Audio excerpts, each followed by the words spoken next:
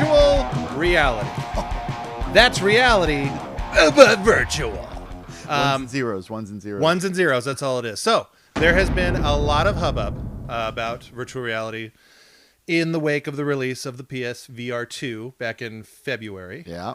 Let's talk about the PSVR 2 at the top, and then let's go backwards and talk about like our experience with virtual reality going all the way back to the 90s, because I know we both have early 90s virtual reality hands-on stuff. If we in this conversation without at least one reference to Aerosmith and one to the Lawnmower Man, then we haven't done our listeners any I can pretty justice. much promise we're gonna say Lawnmower Man like 10 times at a minimum. And as far as what's the Aerosmith video that does it too? It is amazing. That's right. It is amazing. So it's big time. It is. Okay, so let's see. The PSVR 2. So I never own any. This is my first time owning VR. The same for you, right? Me too. Yeah. Okay. So I did want a Quest when that was a thing. Well, it's still a thing, but I was always one of those people apprehensive to buy it because like I had gone through all the hoops of quitting Facebook and deleting all my stuff, and I didn't want to have to give them any of my information again. And I know for a while you couldn't buy a Quest without having a Facebook account, and then that changed. Well, I think now if you go and buy a Quest, you don't have to have a Facebook account. It's like a separate thing now. Okay. So that's something. But I tested. So let's talk about first modern VR experience before we go back to the old days. So for me, my first ever VR experience was with you at a VR arcade. And I think we were using was it the Vive, the HTC Vive, or was it the good memory on your part? Cause I hadn't actually remembered. Right. And yes, it's the HTC Vive. Yeah. Which that one I remember hearing. So there was the first Oculus, the Rift, right? And that's like, we're talking about like 10 years ago that thing came out. I think 2013. Right. I had never was in a room with one of those, let alone got to play one. The story I always heard about that is that some kid was just like mad that there hadn't been progress in VR since the 90s. Yeah. And came up with some kind of crazy prototype. And like that is actually what spurred all this. It seems like the kind of thing you would know more about. So that kid is Lucky Palmer is his name. Yeah. Which is that's a made up name. That is not a real name. His name is Lucky Palmer. He founded Oculus, and it was almost exactly what you talked about. Like the story is that he was just experimenting, and he figured out like the sweet spot of like lens distance from the eyes, and then also like frame rate and stuff like that. There is some, we'll say shady as a blanket term stuff about that guy, and he's no longer with Oculus. And also friend of the show, John Carmack, who's not a friend of the show, but I just wanted to say that. He's also no longer at Oculus as well. And remember, he was the one who came in, I think, I want to say a few years into Oculus, he became like the head of the whole deal. Yeah. And just recently, because of all the Facebook stuff that's been going on in terms of like cutting jobs, and I mean, there's a litany of all this stuff. He decided to leave the company, dissociate himself. Yeah, exactly. From it was a public statement, right? Brand. Yeah. He just said, "I'm done. I'm done with all of this. I'm gonna take my rocket scientist stuff and go home." I can't believe a guy who's so future looking would not be interested in the Meta's new virtual. What are they calling the metaverse? Yeah. Yeah, it's weird how that guy. Yeah, you won't want to be a part of that. You want to be a part of the metaverse. Yeah, you don't want to be. It's a 3D chat room. It's where all commerce and business goes to flourish. Everyone knows it. Yeah. So, back to the arcade, the VR arcade. I'll let you tell the story of your young daughter being traumatized. But all right. Real quickly, that was a lot of fun. It was like kind of like for me like almost like a proof of concept, because I've been reading about VR and like I never got to do it. And then when I finally did it, again, we're talking about modern VR, not like Lawnmower Man VR, which we'll get into. It was really impressive to me. Like it worked really well. And like the sense of immersion from it to me, like I equate it to, and I'll probably bring this up a couple times in this discussion, but do you remember the first time you ever played Wii Sports? Yes, that's 2006 or 7, isn't it? But yeah, I do. So for me, when the first time I ever played Wii Sports, and again, this is before like the the full waggle train was unveiled. I felt like playing Wii Sports was like it was like using an analog stick for the first time, or using whatever, a D-pad or whatever. It was such a big change that you could feel and witness. Bowling and home runs. Yeah, bowling and home runs, baby, and dare I say golf. I won't say boxing because that's a terrible game, and everyone knew it from trying it. But so it's one of the, if you want to throw a cliche on there, like a paradigm shift, if you want to say that, like it's something where it's like, okay, now gaming is here. And then the Wii had like a 1 year period where it was just like kind of exposed, for lack of a better term. There was definitely some great games in there that use motion control really well. But I think by and large today we look back on the Wii as like, it was a very long-term, super duper successful fad. And I think fad is the way, I think that's the appropriate term for it. But for, we don't have to birdwalk on this too much, but for Nintendo, it really brought them back into the limelight after 3 consecutive underperforming consoles. So, well, that's the thing. I think it was such, I mean, to say it's a fad, it's like, it was we'll say, I think it's a 3-year period at best, from like 06 to 09 of like all these really big games. Absolutely. And multi-million selling stuff, and the whole grandma software type thing where everyone is. So Nintendo like filled up the coffers, no doubt about that. But there was a certain point, and I think it was E3 2010 where they showed off, or it might have been 2009, but they showed Wii Music. And that's when that's when the jump the shark. That was the jump the shark moment, or like the sniper had a clear green shot of killing this, it took it. When I think of the Wii, I mean, if judged only by the number of TVs all over America that were destroyed by thrown Wii remotes, it's like, okay, it has to be a successful console then for that. So when we were in that theater, what was, if you remember, what was the best game that you played in that VR? Probably it was that a flying game where you fly as like a bird, and so like you're way up high, so heights is a thing, and you're really feeling that. And it was like almost like a dogfighting type of game, where it was my wife and you and I all played against each other.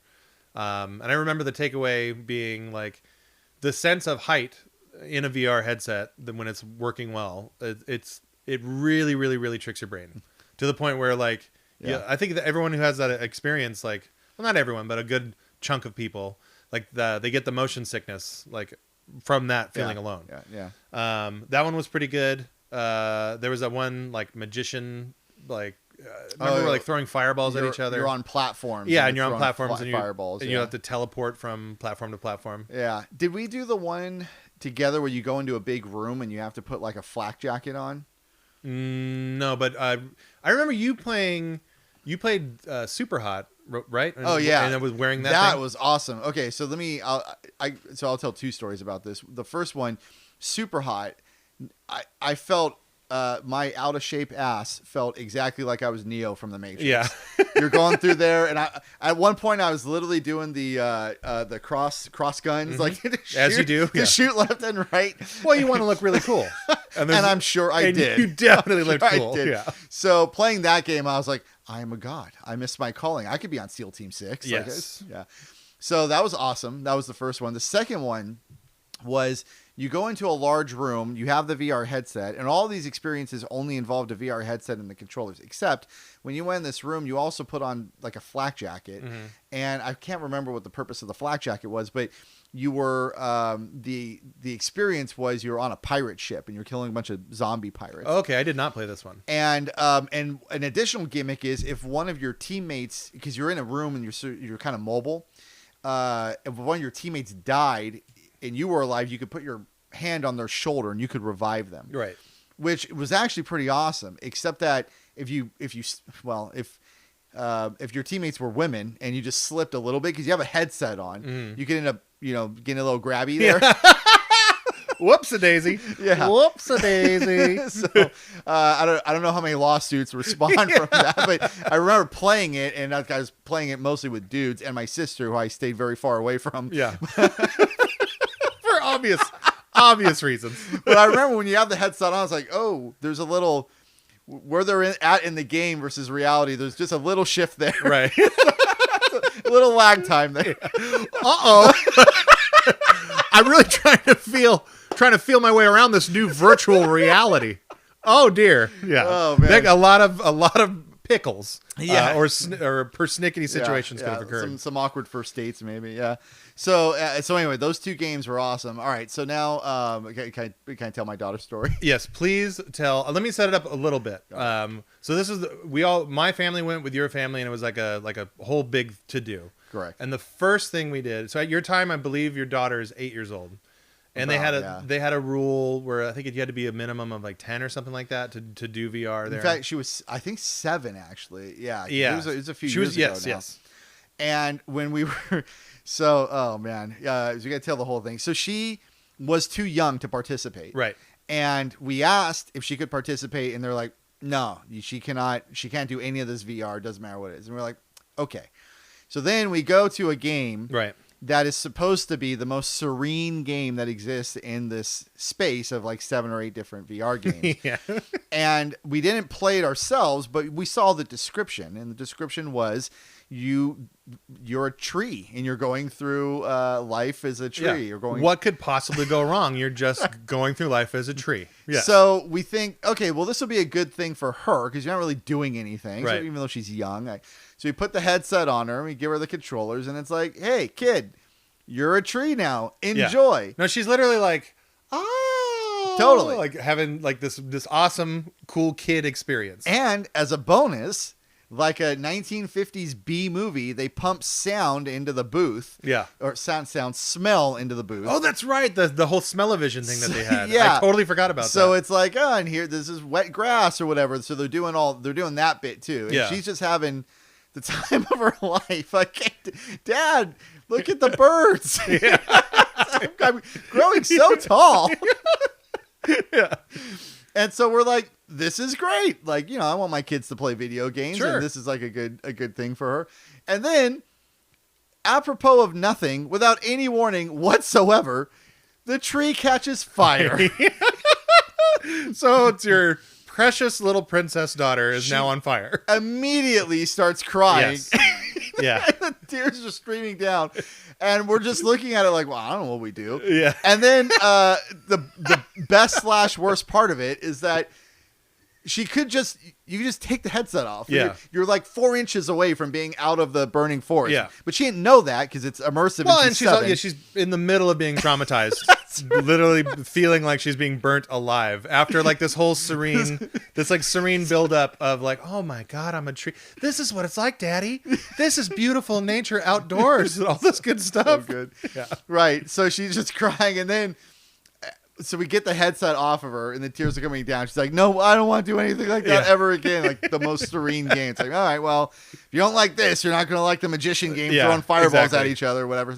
As we're doing that, the guy who denied us entry or said that she couldn't participate in the VR comes walking through the area, did not say anything at all. Yeah. He just said, excuse me, and then walked through.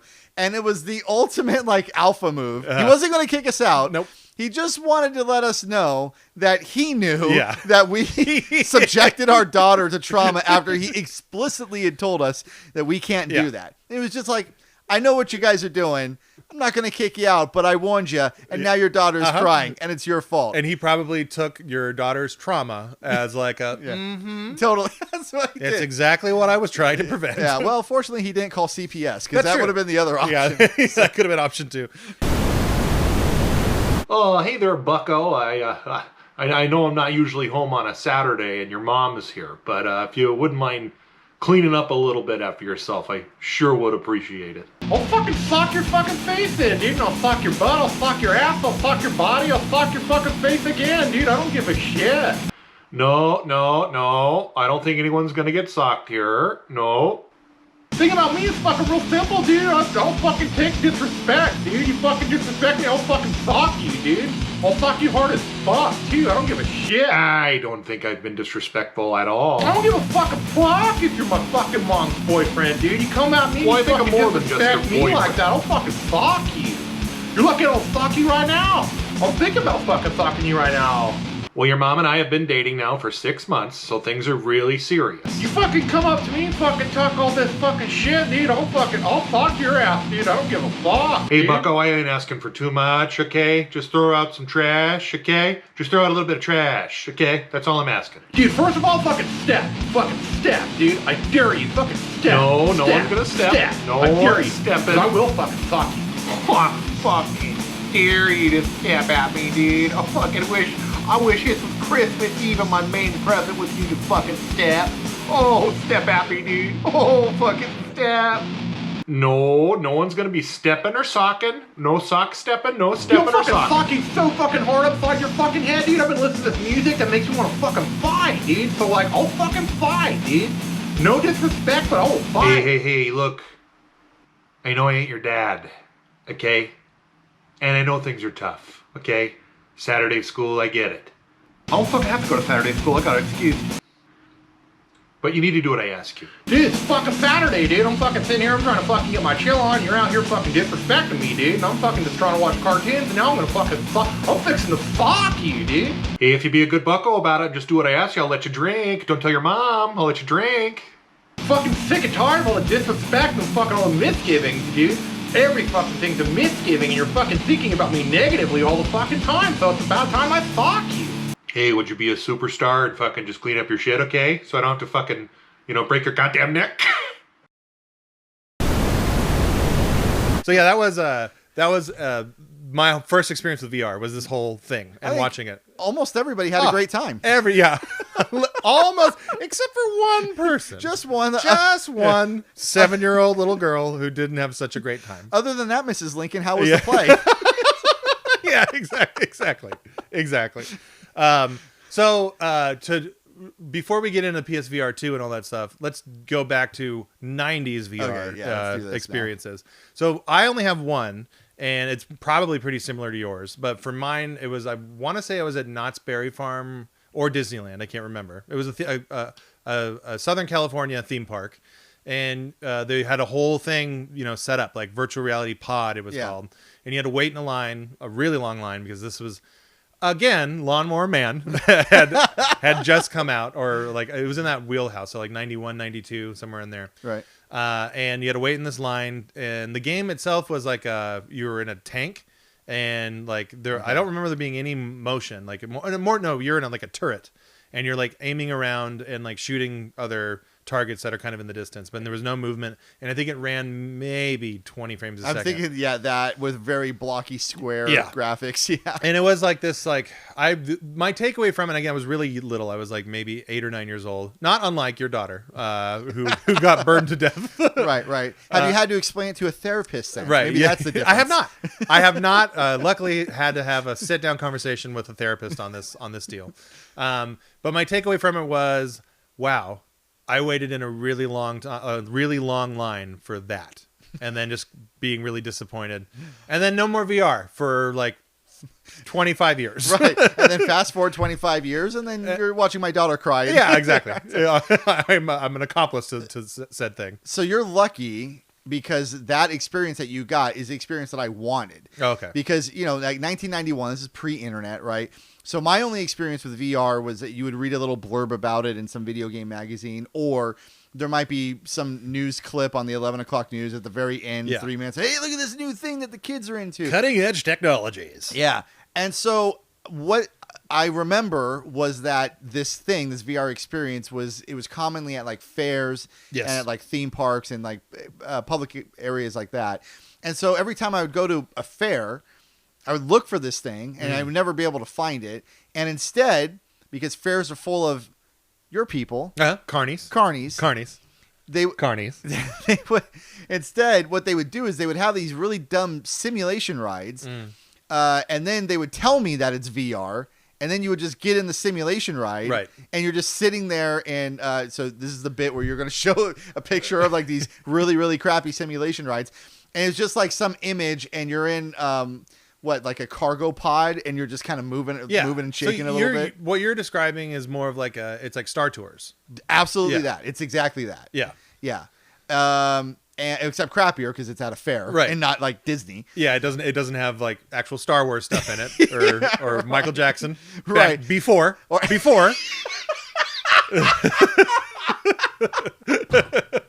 That's a hard cut there, Brian. It's a hard edit.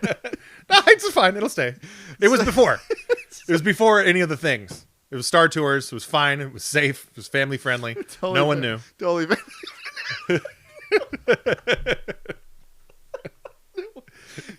Such an innocent time. Yeah, Much it really more was. innocent It really time. was.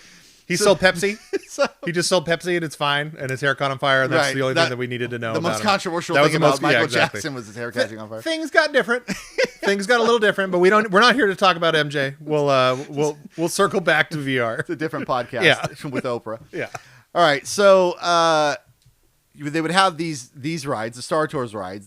I call them simulation rides now. They were definitely not VR, and I'd go in there and then come out and be like, I don't know what these news programs are talking about, Yeah. but this is not great. But I then, want to go on Viper. eventually, I would see that this experience that you got, like that, it did exist, and then Yeah. of course, Lawnmower Man came out. Which we'll talk about in a second, but I never got that, so I really wanted the ability to walk out of that thing and be like, this sucked. Yeah. I never had that, so I'm jealous of the suckage that you got to experience. Yeah. You were basically sold a bill of goods. Like Totally. you thought that this ride simulator was going to be what I experienced, and what I experienced was also sold a bill of goods. That's right. So- Well, I'm a tier down from you, so Yeah. I'm at the bottom. I'm at the bottom, and then you're one tier up. Right. You had a crappy experience, and then one tier up from that is the amazing shit that we're doing now. Yeah, what we're doing today, exactly. Yeah. So one other thing I want to talk about from the way back times, there was this company, and here's the deal. Like, I didn't research this. I'm just going off the top of my head. But if you want to research this, you'll find it, because everyone who knows about this kind of stuff, everyone who has the same sickness that I suffers from, in terms of like, reading about old video game stuff that was failures, Right. they probably already know about this. But it was advertised in like Sears catalogs and like Finger Hut catalogs and stuff. But it was basically, and I want to say it had like, it's not Viewmaster, because we know what Viewmaster is, but it had a name that was very similar to that. But it was this headset, not unlike. That's what's so crazy to me is like this bad boy is basically what that headset was. Just I know. 30 years later, Yeah. it's still kind of the same thing. literally. Yeah. But the one that you could plug a Genesis or a SNES into this thing using RCA cables, and like you would have like a big like image of where you were going on. Powered by a 1 megahertz processor. Pretty much. And there was like, they didn't do any stereoscopic effects. It was just like, look through this thing and you're basically looking at like a 50-inch television or something like that, which is adorable because like now my bathroom TV is 50 inches. So that did exist. It did come out. Almost no one bought it. And the other thing I want to mention too is I just learned this. People who get more familiar with this program will learn about my sickness, which is I like the Atari Jaguar. I unapologetically like the Atari Jaguar. Super fan number one over here. All of its warts and faults. I still think it's such a bizarre little charming thing. But so one of the things that Atari was selling towards the end of the Jaguar, like the two things that you had to look forward to was the Jaguar CD, which is really bad, one of the worst, if not the worst, consoles ever released. And then there's this Jaguar VR thing. And they partnered with a company, again, no research, but you can Google all this stuff and find it. And I just found out that company released that headset in other markets. Yeah. It came out in Japan and I think in Europe. But it was the same thing. Like you line in RCA cables from anything you want, and then boom, VR. But what's interesting about this is that a Jaguar or Atari actually made a game for this, like developed. It was Missile Command 3D, and there's a VR mode. Missile Command's awesome. And Missile Command is awesome, and it works kind of like how the VR experience that I had in the 90s, where it's like, and I haven't tried this or played this yet, and I won't because this headset costs hundreds of dollars, and I'm not gonna buy it. I'll watch it on viewers YouTube. out there, if the show, watch our show, like and subscribe, and once enough of you do that, we will be able to put this into the budget. That's right. And we'll get this VR set up. And we'll live a dream, live a simple, magical dream of playing Jaguar in VR. But apparently it works really well. There are people out there who've tried this thing. I was always skeptical that it even existed. I knew prototypes existed. Yeah. But yeah, apparently this other company, not Atari, but the company that Atari partnered with, actually released this device, and you can buy it on eBay for way too much money. So one of the themes I want to get across for this episode is we talk about a bill of goods. I was 100% sold a bill of goods because I was like, well, the future is going to be awesome because this is what's coming. Yes. And maybe I'll have to wait until I'm like 13 and then, it'll arrive then. But certainly by the time that I'm like 14 or 15, 18 at the latest, this is just going to be how we're going to live our lives. And it wasn't. Yeah. And it wasn't. Dude, I feel like VR, and I probably someone has already said this before. It had to have, because this is pretty cliche, but I think it deserves repeating. But I felt like VR was like the flying car. Like we were told, like, at a certain point in your life, like, no more roads, pal. Yeah. You're up in the sky and you're flying. Just like you're not playing NES or SNES anymore. Like, that shit's going to happen in your eyeballs and you're going to be in the game. Dude, Back to the Future 2. That was 1990. Exactly. And I remember watching that at 10 years old. And I was like, okay, this is what it's going to be like. I can handle that. I'll probably still also drive on the roads because that looks really fun. Yeah. But, I can handle you want to get a taste. You got to get a taste before you hit the sky. So then, before we move forward, so can I do the Aerosmith video? Because that's very near and dear to me. Yeah, obviously it is. Okay, so how to say this with a deal of tact. That video came out, I think, in 1994. Yeah. Okay, so I'm 14 years old, and the video is about a dude going into virtual reality with a hot to trot Alicia Silverstone and spending basically like three minutes just doing nothing but making out with her. Right. On a motorbike. Was it? So I haven't seen this video in a long time. Yeah. And I'm, in light of recent events, was it Steven Tyler in the video who was making out with Alicia Silverstone? That's good. That's good. That's good. That is very good. So no, it's a whole like meta Inception thing, but the video is Jeremy London, a quintessential 90s actor. And Party of Five, correct? I think that was his brother, Jason London, or maybe it's the reverse, but whatever. Somebody with the last name London is in the video. Okay. And he's like on his computer and he's trying to like get into virtual space. So he spills Coke on the keyboard. And then he like gets locked out and it shows him and he's like frustrated, like sort of pacing around the bedroom. And then eventually like he gets in and it's like, okay, you've unlocked Aerosmith and Alicia Silverstone.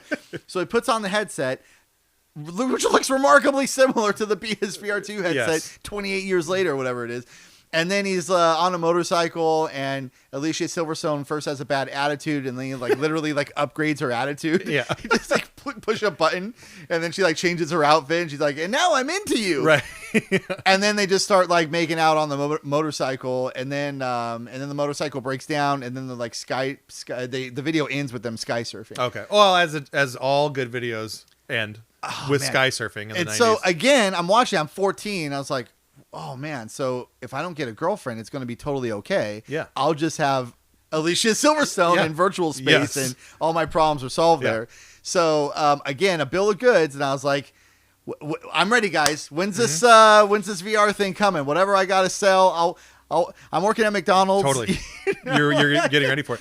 Well, I have news for you. Any sort of adult content that was VR related, done. No one does it. It doesn't exist. Trust me.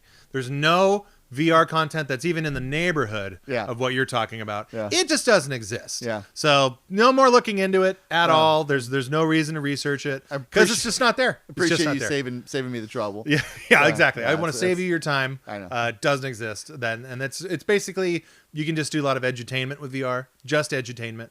Learn a little bit about you just learn a little bit about places and art. Yeah, virtual Louvre. Yeah, exactly.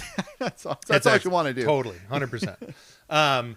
So I will say I don't know that Aerosmith video at all, but I need to become acquainted with that video. I think for sure. Wasn't that also to birdwalk a little bit? I remember an old SNL sketch where it was Adam Sandler and he talked about how every Aerosmith song that starts with one word, like crying, amazing, crazy, they all are the exact same song. Pretty much, yeah. And I do remember that skit too. Yeah. And that album, Aerosmith's a funny thing. They're a huge band in the 70s, still huge in the 80s. And then I come along in the 90s and I'm 13. Yeah. And even in the middle of grunge, like that album, Get a Grip, with those basically just rock and roll power ballads. Yeah, 100%. That was like I think it sold like 8 or 9 million units. Yeah, and powered by music videos with Alicia Silverstone, but still. I don't know a human being around our age who didn't buy an Aerosmith tape or CD. Yeah. Like it just happened. And like Get a Grip and Pump, both of them. Janie's Got a Gun was like the number one video ever for a long time. Yeah. So yeah. And everybody knew that it was the perfect time. It was the height of MTV, and so having Alicia Silverstone in these videos, it was like there were like adults that grew up with Aerosmith in the 70s and they bought the album because they know the band, and then there were kids like me. It's like, hot girl in the video and these power ballads. Okay, cool. This is speaking to me. That's a button on our VR experience and VR history and all that good stuff. And Aerosmith. For now. So let's talk about PSVR 2. All right. Let's start with why you decided to get this out of all the VR things, and then we'll go into your experience. So you kick us off. Okay, so here's the thing, and this will become a recurring theme on here. I'm a PC gamer at heart, and I went a good close to 20 years, maybe 15 to 20 years without owning a console at all. And then from 2001, I had the original Xbox, and then I bought a Switch in 2017, and in between, I was playing PC games, and then mostly playing World of Warcraft. So as soon as I got the Switch, it's like, oh, wow, turns out consoles are cool. Who knew? Who knew? Yeah, as a gamer, you might be interested in consoles. So I really looked forward to the PS5 and the Xbox coming out. And can't thank you enough, Brian. I have a PS5, had one on launch day because of Big Bri right here. That's right. I'm eternally grateful for that and always will be. Launch day PS5, it was awesome. Yeah. And it turns out the PS5 is awesome. Well, we did a version of a Yankee swap. Like for whatever reason, I wasn't feeling the PS5, even though I've owned every PlayStation. I didn't want the PS5 right away. I wanted to wait. But I wanted the Game Pass thing is what made me, because I missed Xbox One entirely, just skipped it entirely. But then Game Pass became a thing, and then so what happened was I gave you my PS5 pre-order, and then you were able to pre-order an Xbox for me. And for me. And for you. And then, we swapped it that way. And then I got a PS5. I immediately regretted my decision of helping you because it seemed like, well, actually, Demon's Souls is really, really good. And the more I thanked you, the worse it got. Yeah. He's like, Brian, this is so awesome. Thank you so much. You won't believe what the controller can do. It's incredible. But yeah, it was fine. I made my decision. I laid in the bed that I made for myself, but then I got a PS5 like 9 months later. Exactly, 9 months. But continue your odyssey on buying modern consoles and why you got a PSVR 2. Yeah. So once I got those, right, I had never owned a PlayStation before ever. So I got to go through the backlog, which was another great experience. Like, hey, Brian, have you heard this game called Uncharted? It's actually pretty cool. I don't know. You might want to check it out. No, I believe real quick it was, hey, Brian, have you ever heard of Uncharted? Well, I hate it, and I'm going to sit here and play it until I get a platinum trophy in it because I have this disease that makes me get platinum trophies in games that I don't like. Can't wait for that show. Yeah, that'll happen. We'll get there. When I defend my disease. For the record, Uncharted is a good game. Not so good on crushing difficulty because you have to play it that way to get as a platinum it turns trophy. out. Who knew? So anyway, so it's like, I'm playing Demon's Souls, I'm playing all these old PS games. I had a subscription to both of the digital services that were offered at the time. Right. And I just became a huge fan of PlayStation. Again, who knew? Who knew?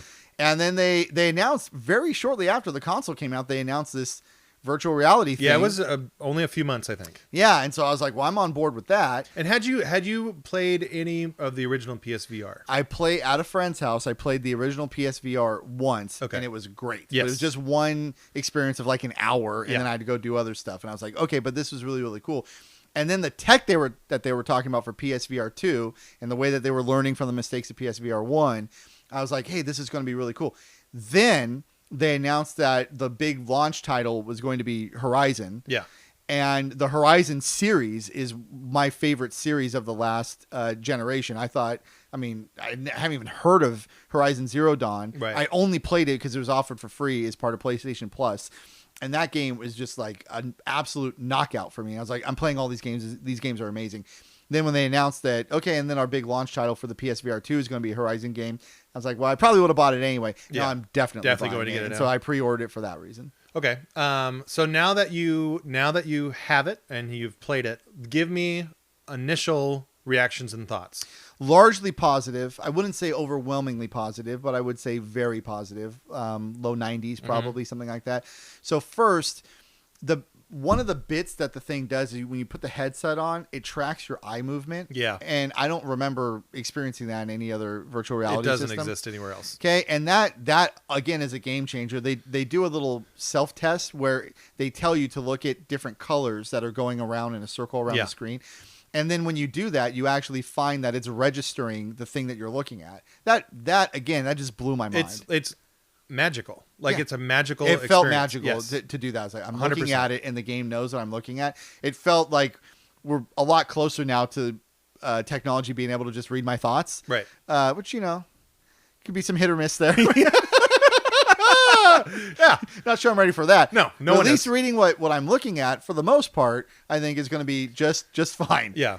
So that was actually really, really, really cool. And then the games themselves. So I want to talk about this part of it because I'm going to try. You've inspired me. Mm-hmm. I immediately started playing. I got Horizon and I got the Star Wars game, and both of those games, they allow you to just walk in a 3D environment with the controllers. However, I got motion sickness, and I felt this podcast or the show is Midlife Krisis, and that was one of the times I was like, oh, am I just old now? Yeah, totally. I can't handle VR. Like, come on, man. And so I wanted to experience it, but then I was worried. I was like, I don't want to have a headache for 2 days or whatever. So then I switched to just the teleportation movement. Yeah. And then you and I got together a couple weeks later, and then I was like, hey, man, how are you handling that? And you literally told me some version of, you just got to power through, bro. Yeah. You just got to power through, and it's going to suck for a few days, and then you're going to get over it, and it's going to be even better. Yes. So my experience has been really, really good, but I won't say that I've hit the zone until I can power through the motion sickness and then get to the magical place that you're in, Right. where you can be fully immersed, and including walking through a 3D environment without having to do the teleportation stuff. So that's me. And then before I jump in here, what are the games that you're playing, and what are some quick thoughts on said games? So Horizon Call of the Mountain is, and that's the big system seller. I'm maybe just a couple hours into it. You'll have a more thorough review, and it's fine-ish. Okay, so I would say that the Horizon games that are the actual console games, the macro story that they tell is great in terms of like their world building and your place in the world and like with the lore of the game. That's all wonderful. Right. The Call of the Mountain story is a lot more micro, and it's just, a tale of individuals and their individual relationships, and that's less interesting. Yeah. And then the gameplay itself, the combat has been great. All of the climbing was cool at first, and then it does get a little old after a while. Oh yeah. That's been my experience with that, but I'm not all the way through the game yet, so I can't give a whole impression. And then there's a Star Wars game that is also pretty similar. It's kind of cool. You bump into old friends, you see C-3PO and R2-D2 there. That game is set in like the Disneyland place, right? Galaxy's Edge or Galaxy's End or whatever. Okay. Well, it's set in the world that the Galaxy Edge. It's like it's new Star Wars. The whole game is basically new Star Wars. Yeah, correct. And in fact, I think the big bad in the game is the First Order. Okay. Who are the bad guys from Episode 7. So yes, anyway, Disney Star Wars. Got it. But still has some old characters, and it's fine. It's just okay. Just fine. It's fine. It's a shooting game, right? Like you're walking around shooting and stuff. Yeah, it's a shooting game, and you get a bunch of different blasters. And there was like some stuff that they do where you have a utility belt, and you have to like take apart a device, and like you have to do a little bit of rudimentary puzzle solving. Yeah, and it can kind of feel like you're really interacting when it's like, oh, I got to twist this thing with this controller, and then crank this with my other hand, and you're using your hands a lot. Totally, and you feel that. So that's it's fine. And then the third game that I got, and the only other game that I have so far, was Res. Yeah. Is it Res Infinite? Resco? Res Infinite. Yeah. Res Infinite. That's the one that that's great. I demanded you get it, basically. Yeah. And of course, it's a fantastic shooter with. Daddy's got taste. Yeah. With you've never led me astray. Actually, Demon That's Souls a great also you. That was a Brian special. I recommend good. Yeah. So yeah, aren't you going to get Demon Souls when you get a PS5? And you had what is that? Yeah.